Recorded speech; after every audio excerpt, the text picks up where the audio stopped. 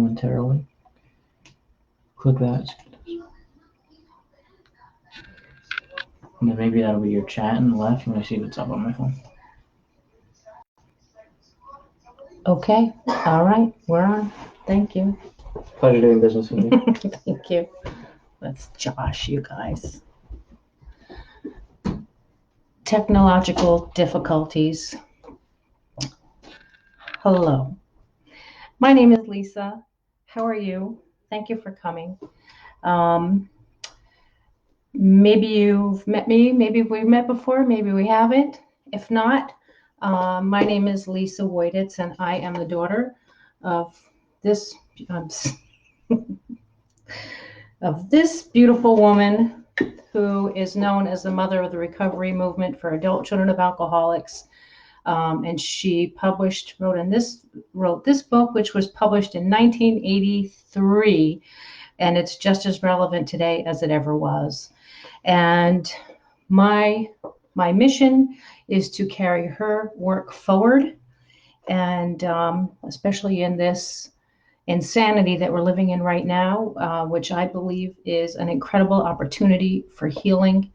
I thought that this would be a good time for us to do some great work together. People that grew up in households where there are addictions and other similar sorts of behaviors typically have a lot of trouble with boundaries, have a lot of trouble with trust, have a lot of trouble with misplaced loyalty, coupled with usually terrible self-esteem. And all of those things are really coming into play right now in a very, I don't want to say exaggerated, but they're in a very highlighted, dramatic way. And so I feel that it's a great time to take a deep look. So that's what I'm here to do. My last video, if you took a look at that, it's a little bit of an introduction. My plan was to go through some Q&A that you all very kindly sent me into this page, and then to really just dig into the books. So after I get through the Q&A, which may take a video or two, maybe even three, then we're going to dig into this book, and then we'll take a look at my book, Unwelcome Inheritance. And my goal in writing this book was to really give you all a really loving but firm push toward recovering your relationships with your family and seeing yourself as part of a story that happened long before you got there. And in doing that, helping you let go of all that anger that you've been carrying around for your whole life and maybe turning against yourself in some ways. Anyway, so enough said. Let's dig in. A couple of things I like to say before I begin. Any video, any talk that I do, is that I want you to be clear that, or I want to be clear with you, that this part of your journey is a place to visit. It is not a place to live. We want you to feel better and move along. And every once in a while, things pop up and we learn to deal with them in the moment. So the idea is to clear out all that baggage, get current, and then stay current. So this part of your journey is a place to visit, not a place to live. You've been uncomfortable for long enough. No reason to sit in this any longer than we have to. Also, you are not broken and you don't need to be fixed. You're not damaged goods. You've been hurt and you need healing. And that's a whole different vibe. That's a loving vibe. And, we're not here to beat ourselves up, right? And talk about how messed up we are, right? We're here to heal some hurts and to understand what the heck happened so that we can look at how our experience continues to affect us in our life today, and we can actively take steps to change the future. So I did get several Q&As, and I have a topic for tonight that was coming through to me in a lot of your questions. And so I think I'm going to solely just focus on this one topic tonight, which is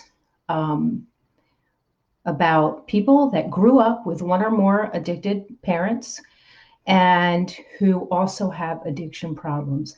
And many of you are in Alcoholics Anonymous or Narcotics Anonymous or Overeaters Anonymous. Many of you are in other recovery programs. And that's great news, because that puts you way ahead of the game and you don't even know it. So that's the topic that I want to speak to tonight, is just that. Growing up with this as the backdrop of your life, and then developing your own addiction problems, and all kind of untangling all of the layers of that. And if you know me and you know how I work, I want to get in and get out. And so I kind of want to describe to you the way that I think about this whole thing. And then I want to give you a tool that I put together that is really going to hit this home for you. So grab something to write with and something to write on, because I'm hoping that you'll write down what I'll explain to you before. If I had a PDF, I'd give it to you, but I just don't. Okay.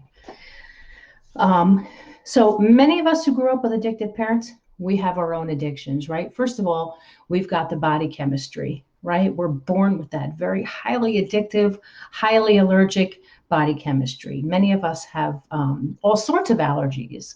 And some of us have seasonal allergies. Some of us have food allergies. Some of us are allergic to alcohol. Some of us have very dramatic reactions to what we put into our bodies. It's that very inflamed body chemistry. So there's that as part of our foundation, right? Then we've also learned this addictive behavior in growing up, right? In this kind of crisis-oriented, adrenaline-pumping environment, where there's a lot of impulse and a lot of fighting and a lot of this tomorrow will be better sort of stuff. And that is all part of addiction. It's the behavior and it's the body chemistry. And then some people have, as part of their body chemistry and and the behavior also, depending on how traumatic it is, there are mental health issues as well. And there's no shame and every reason in the world to get help for that.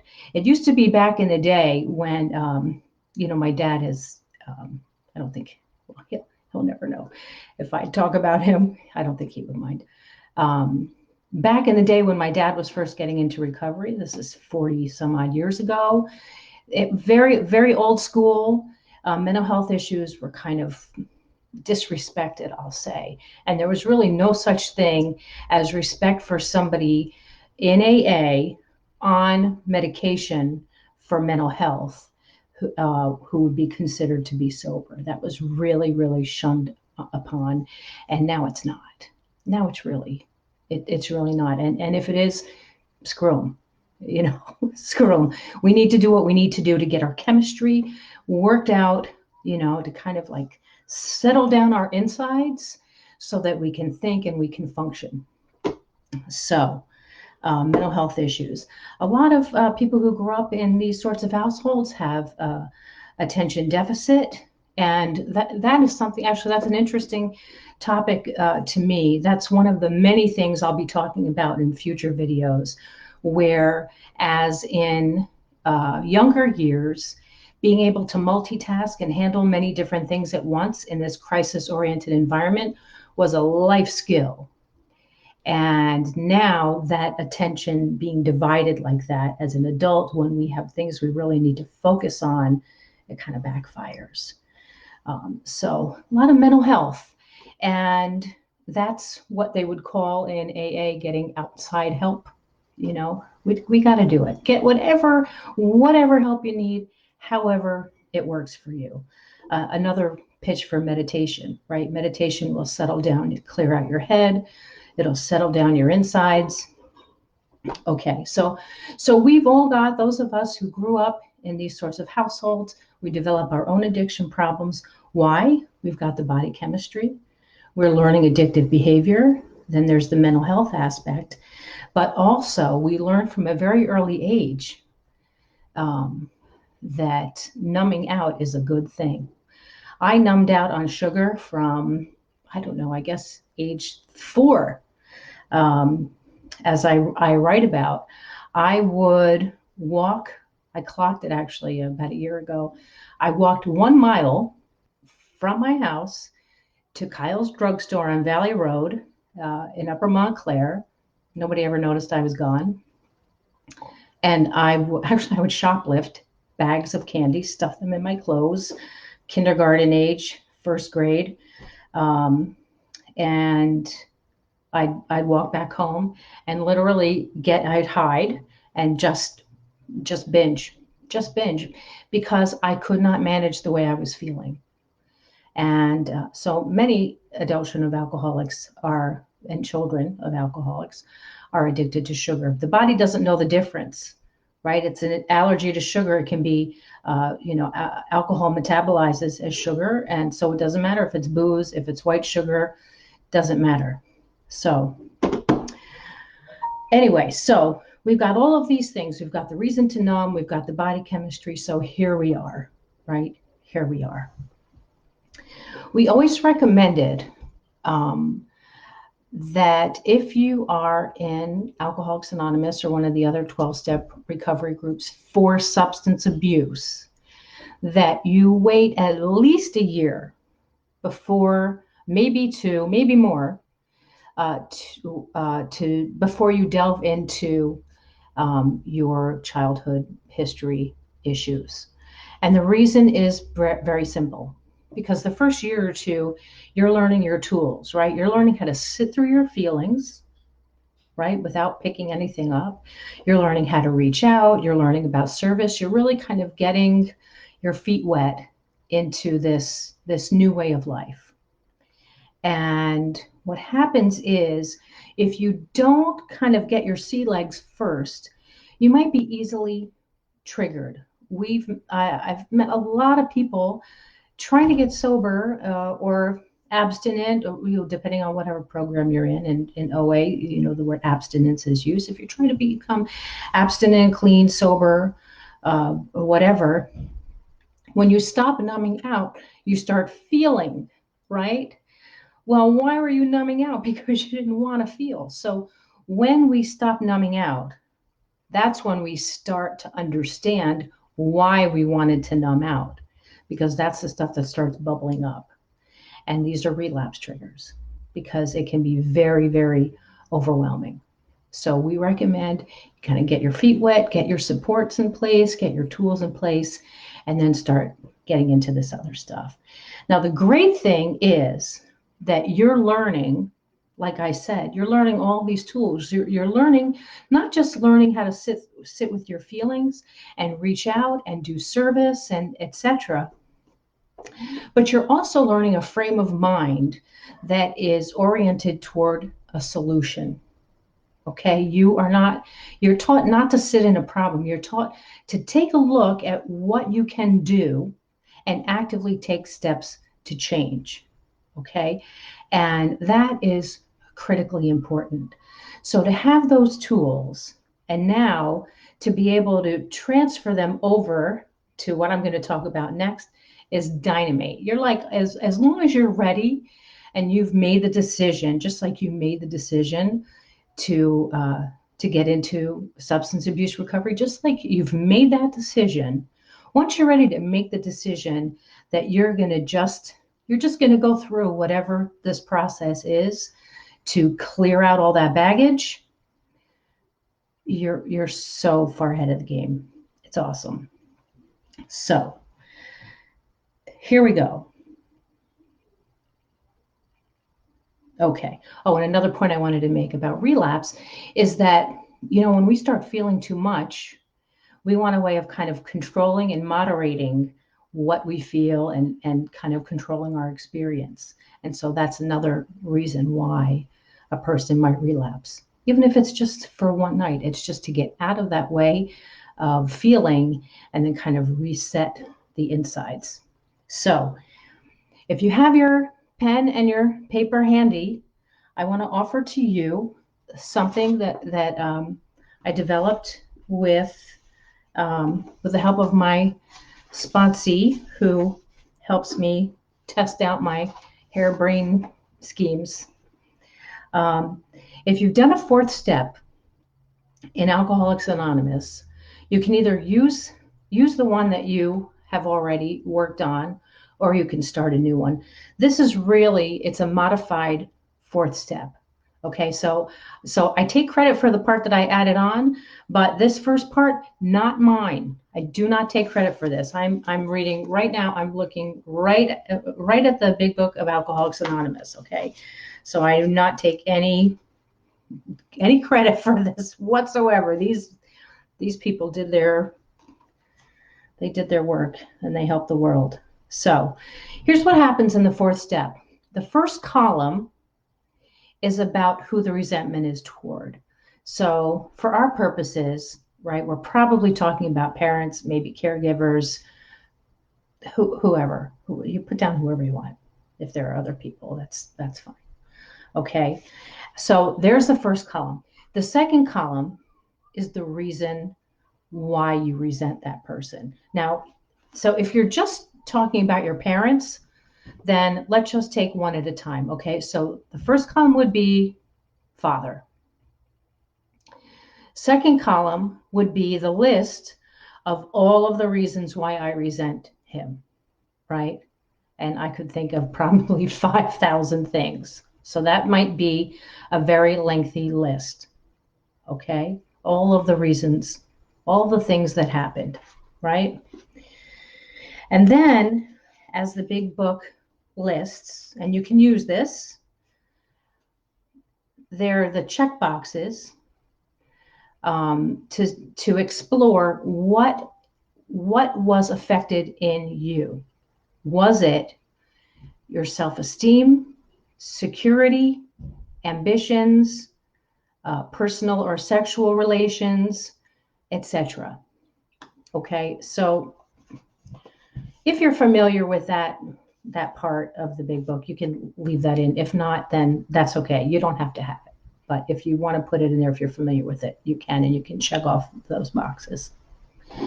Now here's where I change it up. The next column after that is going to be about, if you do this way, if you do it as though you're in addiction recovery, the next thing you're going to explore is your part in the situation. We're not doing that. Okay? X that out. What we're going to do instead, right? Because a lot of us, what we tend to do is take responsibility for what does not belong to us. We take on stuff that's not ours. So we're not doing that anymore. Okay? This is where things get sticky, because if you take responsibility for something that doesn't belong to you, and then you go making amends, that's like nuts. That's like very sad. We're not doing that. We're not apologizing for what does not belong to us. That puts us further in the pit. What we are going to look at is, instead of what is my part in this, the question is, how does each thing, you take each thing that happened that you resent or that you are hurt by, and the question is, how does it impact my life today? Okay? For example, I'm angry at my father because of him. I grew up with a lot of domestic violence. How does that impact me in my relations? How does that impact me in my life today? Well, I am so worried about confrontation that I don't ever speak up about anything, right? Or maybe I choose relationships with men that that are angry, right? So all of these little nuances. So take each thing that you remember, each thing that is still running in that squirrel cage around in your mind, write that down, and then write down how it affects me in my life today. All of the different ways. Does it affect you at work? Does it affect you in your love relationships? Does it affect you in your friendships? How about as a parent? Just, it's got to be thorough, right? And then in the next column, I'm starting to feel like this is really ridiculous. I really have to make a format for you. Then the last column is going to be, what steps can you take to change this? So for example, right, if I follow my example through, let's say that the fact that I grew up with domestic violence impacts me in my romantic relationships, right? How? Because I choose men that bully me, right? What do I do differently, right? Maybe I need to go to therapy to explore what happened. Maybe I need to use my voice and stand up for myself. Maybe I have to work on not tolerating unacceptable people. Maybe I need to explore my choices, right? So that's where we're going with this. That's what it is. I don't know if did anybody, let me just scroll through here and see, is anybody in here writing any of this down? Okay. Can you guys just give me a comment or two and let me know if you wrote this down in any sort of a way, or if you would like this in a format? All I need to hear is from one person. Okay, I got one. Okay, that's all I need. Thank you. So I'm going to write this up as a format. If you got it already, then great. You know, you can do it in a way that's comfortable for you, but I'm going to work on a format, and then I'll let you know, and you can have the PDF. But that's what it is. And here's my overarching point about this is that, you know, we need to look at this in a bit of a different way. Okay? We're just used to beating the tar out of ourselves over all this stuff. Now we're going to look at it in a way where we can break down the steps that we can actively take, as I always say, to change the trajectory of our future. So that's where we're going to go. So that's my spiel for tonight. And the next time I come on, I'll tell you, let me just give you a little glimpse of what we're going to do. I did get a lot of great questions, and they really speak to the characteristics. So I might just dive into the book sooner than I thought. One question that I can do now that though applies to what I was just talking about came from actually two people that were in their 50s, married multiple times to people also from similar background, growing up with alcoholism and multiple divorces. Sounds exactly like me. And one person, interestingly enough, said she finds her wound mates, and that's like pretty much the answer, right? We have unresolved stuff, and we're tapping in energetically. We're tapping into these people that resonate with us. Why does some, you know, crisis-oriented individual resonate with us? Because that's our comfort zone. It's a discomfort zone, but it's our comfort zone. And so this is what we have to change. We have to change what we resonate with. Another example is this crisis that we're living in right now. Some of us are quite comfortable, right? If you don't mind my saying, right? Isn't it very people-y out there for a lot of us, right? Some of us quarantined, feeling normal, all of a sudden, feeling very normal, you know, socially phobic, feeling pretty normal, right? So there are a lot of aspects to this that are, that are resonating. And I guess because of the seriousness of this, maybe finally what we've been through is working for us, right? But I think we also know that it's not normal. And this is the biggest reason that's motivating me to finally get out of my comfort zone and get on video and talk to you, because I know this is my experience, maybe it's yours too, that all of this stuff is so highlighted right now. And as another person asked, what do I do with these memories that keep popping up?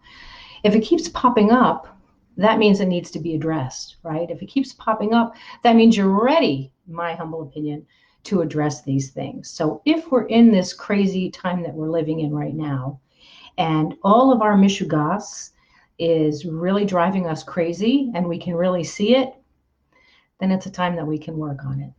So thank you for coming. I really appreciate it.